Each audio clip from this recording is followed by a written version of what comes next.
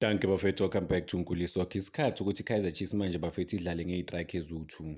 Zikhona iKadaro noMayo ukuthi bakwazi ukuswitcha because nginokuyibona le style, nginosibona le style sabo ukuthi ama-players aswitch. They have to put iy'trayikhi eziyi-2. uMayo une-versatility, so i-double striker but-ke uMayo uba semuva kancane uba yi-false number 9 and then bane-number 10 yabo whether uShabalala, umfundo Vilakazi if ngelinye ilanga bazodecide ukumbeka lapho Augustine Sirino.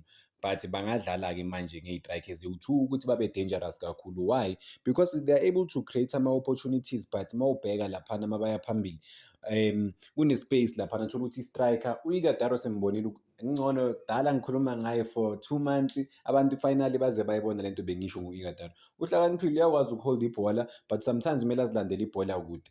uMayo if he can roam around uMayo akwazi ukumcollectela ibhola isikhathi esiningi batshintshisane kungaba dangerous kakhulu because ufit uIgataro is comfortable on the ball, uyibhull uyakwazi ukuliprotecta whereas uMayo unayo leyo flair leyo excitement eza negame yakhe futhi uhlakaniphe kakhulu une-range egood. Sesimbonile ashaya amapali kawu-2 already for i-Kaizer Chiefs bafethu. Simbonile ashaya ipali ku-Betway Premiership, simbonile was it i-Betway Premiership or Carling, and simbonile ashaya ipali laphana eCongo, so une-good shooting range. uMayo mebuya kwinjari they can try to have that combination because of basazama ucoach eKaizer Chiefs uCedric Kaizer uthe basazama ama-different position ama-combination laphana. So isikhathi sesifikile bafethu asikho esidlula lesi. Play two different strikers, give laphana i-forward i-depth especially uma badlala nama-team la ayiphu okay ngithi ngingakhulumi ngapha ama-team anganayo i-firepower, ama-team afuna ukudefenda 90 minutes. You cannot have i-striker esisodwa udlala ne-team edefenda 90 minutes. I will never forget igame le manje against amazulu adefenda 90 minutes but bane-striker esisodwa. So i-mobility ye-striker ne-flexibility sometimes kumele i-striker sicollecte ibhola kancane. There were times la uMthetho kumele alande khona ibhola lapho uzibuza ukuthi uMthetho uyalanda ibhola at the same time kumele abuye nalo futhi akanaso leyo creative spark. Uyi-spine ubalulekile for i-Kaizer Chiefs but khona amanye amagame la kumele baye all out babashaye nje ngama-attackers awu-6 because of these people they have no plan yokuthi ba-attack. They just wanna defend the whole 90 minutes. They are there for i-draw. Ziningi izinto nje ey'ncane okumele bashintshe laphana but yeah, so far they are good. Bane-squad esi-well equipped bafethu ukuthi singafinisha ku-top 3 ku-Betway Premiership, singalwa ku-top 3 sibuyele futhi on the African continent siqualify. Obviously basemuva kancane yabo uma ubheka i-squad se-Kaizer Chiefs in terms of like i-combination yabo uma ba-compare let's say nabo Orlando Pirates, uyabona ukuthi maybe basemuva kancane in terms of i-physique because of bona abantu abaningi badila nama-injuries. iKadaro siyambona ukuthi ufit u-strong but udila ne-injury. uMayo sedile ne-injury. Abantu abaningi badile ne-injury so abakwazi ukuba fully fit for amagame ubabone na ukuthi yabo babuyile emagameni. Even namanje badila nama-injuries aboMako, badila nama-injuries uNdlovu uqeda ukubuya kwi-injury. Almost every department eKaizer Chiefs idila nama-injuries. Even goalkeeping department mangaya kuMulife ngiyazi ukuthi abantu abamazi uMulife kakhulu but yeah naye bedila nama-injuries. Beka-off laphana asazi ukuthi still dealing with another injury entsha because they won't even update us about uMulife bafethu but because thina silandela ibhola siyamazi. But yeah, they can go all out iKaizer Chiefs bafethu. They have to be ama-bullies of i-league. They have to show ama-team amancane mebedlala nawo ukuthi abazange ukuzodlala. I'm seeing something interesting yazi. Khona umuntu ocommentile la uthi uyamazi uBatman, wazi ukuthi uBatman begqoka number 10 uthi in terms of i-flair ne-skill uBatman ubetter than uVelebayi. This is important and ngiyawathanda ama-comment aso because of thina siyakhuluma isikhathi esiningi online or sibhala ama-messages sibhala ngathi siyawazi ama-player but uthola ukuthi umuntu akaze alibone nokulibona i-player but ufuna ukukhomenta ezifuke walibona i-player. Nokwenza example ngama-player adlala laphana ku-Chiefs or adlala nakwamanye ama-team engingadlala nawo ngiyayazi iposition yalowo muntu loyo but uma sengibona online abantu ba-comment bathi bamdlalisa iposition e-wrong uzibuza ukuthi kanjani.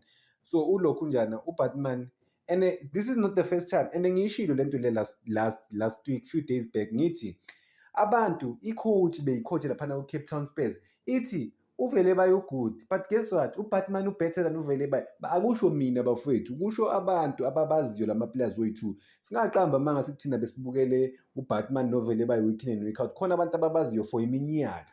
So when they see these guys they know they could be wrong sometimes.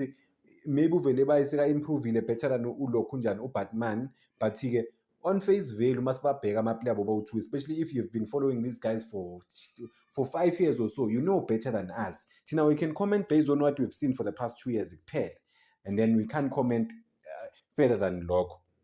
I like something that I saw bafethu from uNgcobo. uPeterson alikho leader uKaizer Chiefs elifana noPeterson. Sengizwe lento le playini, iplayer uNgcobo ayisho straight kule interview yakhe kuVodacom namhlanje, athi athi i-best player or i-best teammate yakhe uPeterson. There's something special about uPeterson thina esingayazi. We might see him being vocal, we might see him doing whatever, we might see him being a leader, a captain, but even when you watch ama-interviews wakhe laphana kuma-press conference, uyabona there's something about this guy. But so commenta manje ama-player-ke adlala naye ayamvuma ukuthi hayi man, he's the best player, the best teammate for me as an individual, kusho uNgcobo. So there's something special about him. And what I like about uNgcobo laphana egroundini is fighting for his life. He's showing ukuthi uyadeserve ukudlala i-Kaizer Chiefs. Siyazi ukuthi kuyadila nama-injury, wadila nezinye izinto, but bafethu, when you are given an opportunity to perform, this is what we're seeing from uNgcobo, and ama-fans appreciate lento lokuthi, I mean, uNgcobo was written off bafethu. Nobody, like uNgcobo was written off. Besingamcabangi nokumcabanga ukuthi uNgcobo bakuplan i-future eKaizer Chiefs, simbheke ukuthi bangaplana ngayo i-future, but guess what, ama-performances wakhe agood. This season aguda, ayikho into esingamgxeka ngayo. Singasho ukuthi yes, akakwazi ukumaka, umthetho akumele ammakele, so yena kumele afocus kule nto leya good kuyo overall laphana. NoSolomons naye is playing for his life bafethu, udlala ngathi ilokhu njani. Ngike ngakhuluma ngaye earlier on ukuthi udlalela i-contract entsha bafethu, akanayo i-contract at all laphana. So njengoba anganayo i-contract, uyazi ukuthi iyaphela end of the season, so iKaizer Chiefs izohlala phansi nama-player amaningi, and maningi ama-player, I think ngibala ama-player 7 or 8 kuKaizer Chiefs at the moment bafethu, ama-careers wabo or ama-contract wabo aphela ngeyilokhu nje, ayaphela manje kungasikudala. Makuphela isizini nje abanye abaningi bazohamba. Ithi ngingababani Nkosi yami uMorris, ngingayiqali nokuyiqala indaba kaMorris, ngoba yabona khona abantu kuKaizer Chiefs kumele bahlaliswe phansi abanye abantu ku-management. That is why kumele uqashe umuntu ozokwazi ukumcalla out menze amaphutha. So uqasha umuntu akamTaung, so even when they sign, let's say player olibona na ukuthi ayileli, you can't question that person because i-business yakubo. Ubani umuntu owabanika ama-stats wahlala nabo kuKaizer Chiefs wathi uMorris, this is a good player ozochange izinto la kuKaizer Chiefs in terms of amagoli, striker list, ubani wabaconvince? Or ilento le ukuthi iKaizer Chiefs inokusayina, yabo, finally I saw this message izolathi finally kubonakala ukuthi iKaizer Chiefs isayina ama-player good, athi u-Igataro noVelebayi, based on ama-performances wala-ma-players la, uyabona ukuthi finally they really went out bathola ama-players agood, and bahlakaniphile ngokuthi bawathole for free lama-players agood. Obviously ba-compromise, they get you for free, but-ke into abazokubhitha ngayo noma bazowina ngayo ukuthi bazokunika ama-better salaries, right? Imagine u-Igataro bekeholelwa eMamelodi Sundowns for the last 5 years, but iKaizer Chiefs obviously imnike i-sizable offer compared to leya kuMamelodi Sundowns beyayithola. Siyazi ukuthi uMamelodi Sundowns beyimlona to amanye ama-team, but iyo beyimkhokhela. So iKaizer Chiefs iwina ngama-salaries, bawina banqoba nje kanjalo ukuthi sokunika ama-salaries a-better mfethu. So yeah, what a squad for iKaizer Chiefs bafethu, what a team. Igataro, Mayo, play these two together bafethu, ngiyanitshela nizobona umlingo. Nizobona umlingo.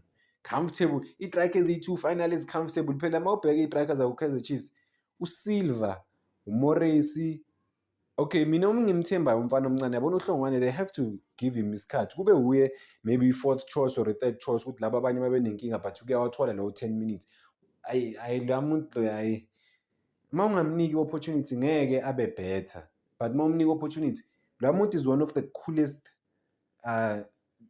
solid strikers. Udlala ngingamcompare no-Igataro, but yena akanayo i-physique ka-Igataro, but is comfortable on the ball, uyakwazi ukuprotect ibhola naye. Is a good player. Bane-squad ngempela, even i-mixture of ama-youngsters laphana ku-Kaizer Chiefs that are coming through from i-DDC team. Siyazi ukuthi inkinga ye-Kaizer Chiefs enkulu bafethu, banama-superstars laphana ku-DDC team, nabo ba-confused, abazi nokuthi benzeni. Look at the stars that they've produced laphana ku-DDC team or kuma-youth development. Abakafiki naku-first team labafana, but already bane-buzz serious. Angifuni kuloyo ngibuyela koNdamane, even kulokhu njani kuMphuso Dithejane, oMdaka, ngikhuluma ngabanye abaloke bahamba ku-Kaizer Chiefs baye kwamanye ama-team bafike bavuke baba ama-superstars namanje bahambise ubani uNtando Yenkosi.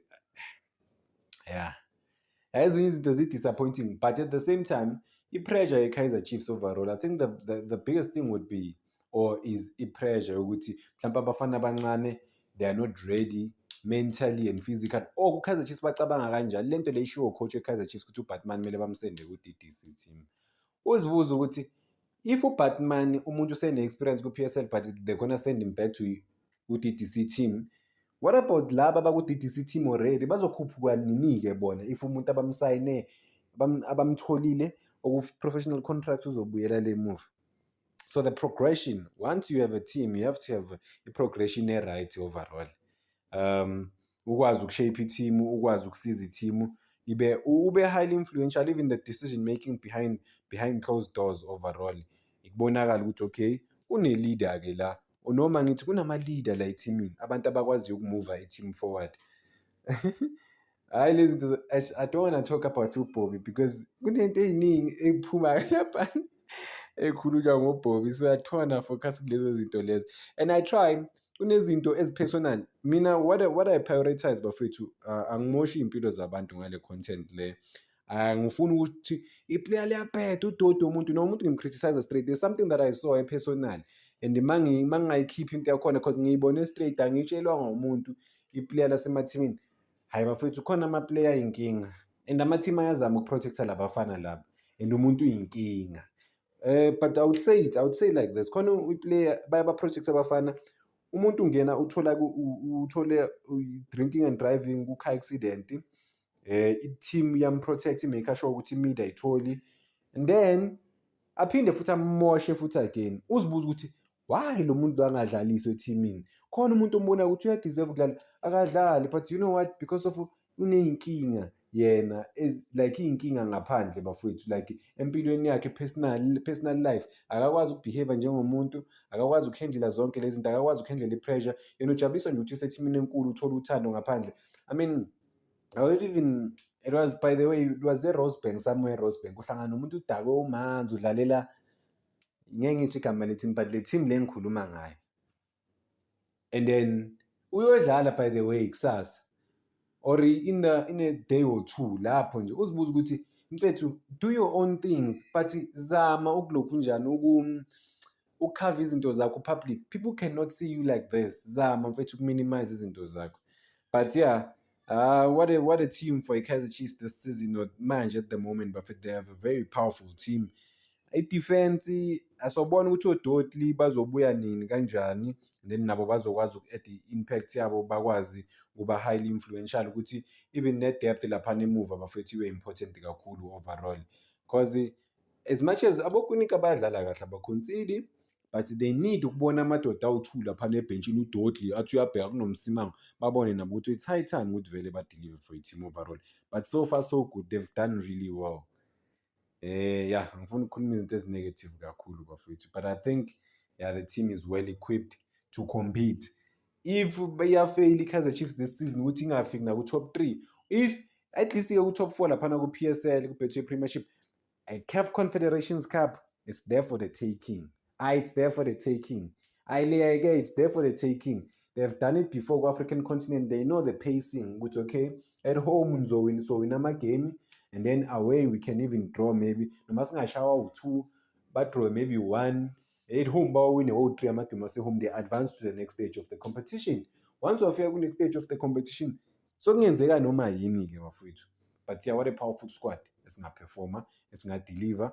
These guys, yeah, finally, I think for the first time in the long run, bane-squad esisibona nathi masikhuluma ngasho sisho ukuthi yeah, they have ama-soldiers angabalwele. Just that ama-players amanye they have to up their game. Khona ama-player performayo, but khona amanye obonayo nokuthi lo udlaliswa nge-favor because there's nothing I negative overall. But even those guys have to improve. Thank you bafethu, ngicela ningakhohlwa uku-like and subscribe. It's making sure bafethu the page ifika ku-15,000 subscribers. By the way, the goal kahle kahle 20,000 before February. Zoyibamba lawa manje. Guli Soccer.